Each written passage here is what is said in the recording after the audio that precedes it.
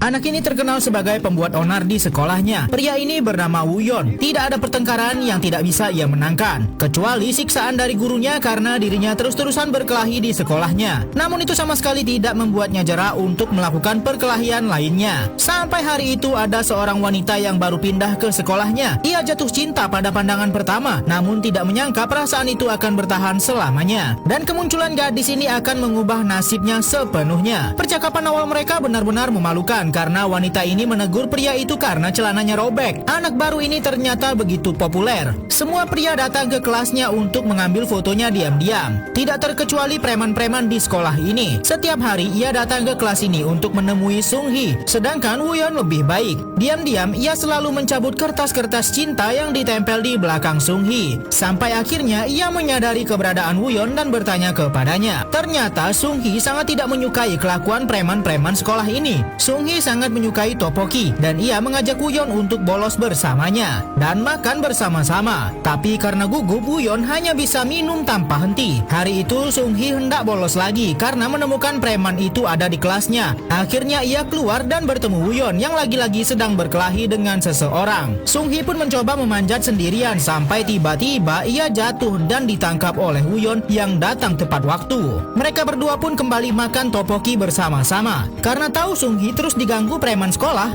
ia menyarankan Sung-hee untuk berpura-pura saja berpacaran dengannya agar tidak terganggu lagi. Tepat saat itulah preman sekolah datang. Ketika akan meninjunya, Sung-hee langsung menghalanginya dan berkata bahwa mereka berkencan dan meminta preman itu untuk pergi dan tidak mengganggu kencan mereka. Mendengar itu, Woo-yeon kemudian mengolok-ngoloknya karena ia bergembira Sung-hee menerima tawarannya. Sejak saat itu, preman sekolah selalu mengganggunya, bahkan melemparinya dengan kotak susu. Namun ia berusaha tidak marah dan hanya tersenyum. Ia bahkan mengambil kotak susu itu kemudian berterima kasih kepada mereka. Tentu saja Woo-yeon kemudian mengatakan bahwa jika tidak ada dirinya, mungkin Sung-hee yang akan dilempari kotak susu tersebut.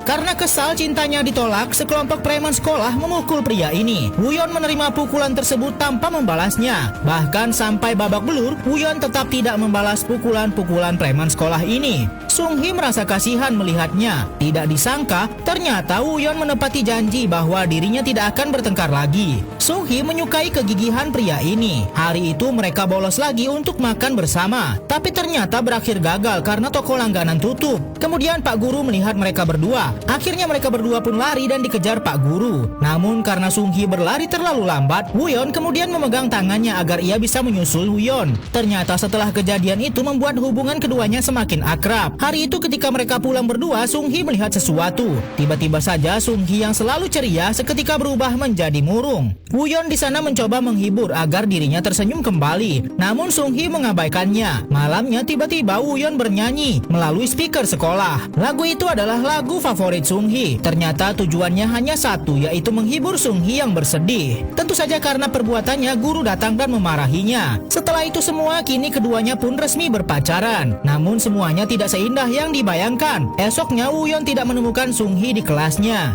Ia mencoba menelpon namun tidak ada jawaban. Woo-yeon datang ke sebuah salon dari alamat yang ia dapat. Namun ia melihat kaca-kaca salon yang pecah. Ketika ia di sana, ternyata melihat Sung-hee yang sedang menangis dan ayahnya di sana sedang mabuk. Sung-hee tidak menyukai Woo-yeon melihat keadaannya dan menyuruhnya untuk pergi. Kemudian esoknya Sung-hee tidak masuk sekolah. Woo-yeon mendapat telepon dan ternyata itu dari Sung-hee yang menggunakan telepon umum. Ia tidak menyangka ternyata itu adalah salam perpisahan dari Sung-hee. Selama ini Sung-hee bersama ibunya mencoba kabur dari ayah mereka yang pemabuk. Namun kini ia menemukan mereka. Maka dari itu Sung-hee bersama ibunya akan pergi kembali dari tempat ini. Bahkan ia tidak sempat memberi perpisahan yang layak kepada kekasihnya. Bertahun-tahun berlalu, Woo-yeon yang sudah tamat memutuskan untuk berjualan ayam saja dan tidak tertarik untuk kuliah. Tapi ketika temannya memberikan brosur Universitas Seoul, ia melihat sesuatu. Menggunakan kaca pembesar, ia melihat sosok Sung-hee di sana. Ia pun mengatakan keinginannya kepada kedua orang tuanya, tapi Woo-yeon yang bodoh dalam belajar hanya akan mendapat olok-olok saja dari orang tuanya. Agar bisa masuk di universitas yang sama dengan wanita yang disukainya, Woo-yeon mengunci dirinya sendiri untuk mengerjakan soal latihan ujian. Makan, minum, bahkan buang air pun ia lakukan bukan hanya di dalam kamar. Syukurlah ibunya selalu ada di sana membantunya. Bahkan saat olahraga pun ia lakukan sambil belajar. Semua cara dilakukan Woo-yeon agar dirinya bisa masuk ke universitas tersebut. Ia tidak tidur mengerjakan soal-soal latihan. Saking seringnya memakan nasi campur, ia sampai ingin muntah. Namun ketika melihat foto Sung-hee, seketika dirinya jadi bersemangat kembali. Setelah usahanya selama setahun, akhirnya Woo-yeon mengikuti ujian masuk universitas. Dan kini ia berhasil masuk ke Universitas Seoul yang terkenal sulit untuk tembus ke sana. Tidak disangka ternyata dirinya juga berhasil menemukan pujaan hatinya. Sung-hee tidak menyangka Woo-yeon bisa masuk ke universitas yang sama dengannya. Tapi ternyata Sung-hee sudah memiliki kekasih. Hal itu ia katakan agar dirinya dan Woo-yeon tidak merasa canggung satu sama lain. Tentu saja sebenarnya Woo-yeon merasa sedih mendengarnya. Namun Woo-yeon tidak akan menyerah karenanya. Tak terasa sebentar lagi ulang tahun Sung-hee. Woo-yeon memutuskan ingin membeli bunga favorit Sung-hee. Tapi ia malah melihat hal tak terduga. Sung-hee bersama kekasihnya berduaan di dalam mobil dan pacarnya memberikan sebuah kalung cantik. Untuk menghindari kegiatan selanjutnya, Woo-yeon malah melempar batu dan memecahkan kaca mobil. Kekesalan Woo-yeon akhirnya ia lupakan. Hari itu di perpustakaan, Woo-yeon tidak sengaja melihat kekasih Sung-hee sedang selingkuh dengan wanita lain. Karena tak tahan, Woo-yeon pun berbicara kepada Sung-hee perbuatan pacarnya yang selingkuh di belakangnya. Namun Sung-hee malah marah kepadanya dan menganggap Woo-yeon hanya ingin menghancurkan hubungan mereka berdua. Setelah pertandingan selesai, Woo-yeon yang marah kemudian memukul pacar Sung-hee di depan semua orang secara tiba-tiba. Sejak saat itu mereka berdua tidak lagi berteman. Bahkan saat keduanya bertemu di jalan, mereka memilih menghindar satu sama lain. Tahun-tahun berlalu di mana mereka sibuk sendiri-sendiri. Woo-yeon tidak sengaja melihat Sung-hee menggunakan baju couple bersama seorang pria. Ia mengikutinya dan ternyata Sung-hee sedang melakukan pemotretan. Mereka akhirnya baik kembali dan Sung-hee menceritakan kesibukannya sekarang yang menjadi model paruh waktu. Ia juga menjadi model di beberapa iklan. Karena tak tahan melihat Sung-hee yang kehilangan impiannya, Woo-yeon pun berkata bahwa dirinya jauh terlihat menawan ketika saat menjadi seorang desainer. Sung-hee juga akhirnya tahu bahwa ternyata kekasihnya berkhianat kepadanya berkat Woo-yeon. Setelah minum-minum bersama gadis yang disukainya, ternyata Woo-yeon begitu mabuk sampai dirinya tertidur di dalam toilet. Besok paginya ketika ia bangun, ia belum ingat dan melihat pakaiannya terjemur baru sudah dicuci. Begitu ia bertemu dengan ibu kosnya, ia menceritakan bagaimana Sung-hee membantunya dan membersihkan kotorannya. Tentu saja Woo-yeon begitu malu karenanya. Hari itu Woo-yeon akan mengantarkan Sung-hee untuk syuting iklan. Tapi tiba-tiba ia mendapatkan telepon bahwa perannya dibatalkan dan digantikan orang lain. Sung-hee pun tak kuasa menahan tangis. Woo-yeon di sana mencoba untuk menghibur dengan mengata-ngatai produser iklan itu. Untuk membuat mood Sung-hee kembali, ia mengajak dirinya ke suatu tempat yang begitu indah. Sempat bergembira bersama. Ketika Woo-yeon mencoba menciumnya, Sung-hee malah menolak. Ternyata Sung-hee masih enggan untuk menerima kembali cinta Woo-yeon. Ketika Woo-yeon menyatakan perasaannya, Sung-hee menolaknya dan kemudian membuat dirinya marah dan pergi dari sana. Ketika itu, pacar Woo-yeon datang dan berbicara kepadanya, menanyakan tentang sahabatnya yang adalah cinta pertamanya. Akhirnya keduanya pun putus. Woo-yeon kemudian menemui Sung-hee kembali dan berkata bahwa dirinya sudah putus. Sung-hee begitu marah kepadanya karena Woo-yeon melakukan tindakan yang sembrono. Ia menolak Woo-yeon mentah-mentah karena tidak ingin melanjutkan hubungan mereka. Apapun akan dilakukan pria ini demi wanita yang disukainya. Ketika ada mara bahaya, ia segera berlari melindungi Sung-hee yang hampir tertimpa papan reklame. Karena kejadian itu, Woo-yeon dilarikan ke rumah sakit dan mengalami patah tulang dan cedera serius. Namun setelah kejadian itu mereka berdua menjadi sepasang kekasih.